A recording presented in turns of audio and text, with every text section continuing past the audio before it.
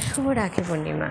শুভ রাখি পূর্ণিমায় সমস্ত সম্পর্কগুলো বন্ধনে থাকুক অটুট, থাকুক ভাই বোনের বন্ধন, সম্পর্ক হোক মজবুত, দিদি ভাইয়ের সম্পর্ক হোক মজবুত, সমস্ত সম্পর্ক মজবুত হোক, মজবুত থেকে মজবুততর।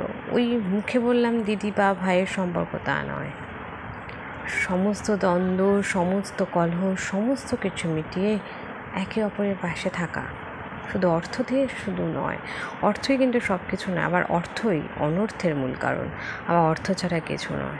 মানসিক সাপোর্টটাও ভীষণভাবে দরকার। আর আমরা তো ছোটোবেলায় পড়েইছিলাম রাখি বন্ধন উৎসব কবিগুরু রবীন্দ্রনাথ ঠাকুর কেন পালন করেছিলেন।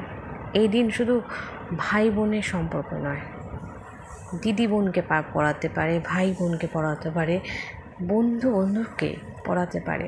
মানুষের মধ্যে ঐক্যবদ্ধের মিলন ঘটুক, হিংসা ঘুচে যাক, স্বার্থপরতা ঘটে যাক, ভালোবাসার উন্মুক্তি হোক, ভালোবাসার বন্ধনগুলো আরও বৃদ্ধি পাক। এটাই তো রবীন্দ্রনাথ ঠাকুর চেয়েছিলেন এবং অনেকে আমরাও চাই সেটা।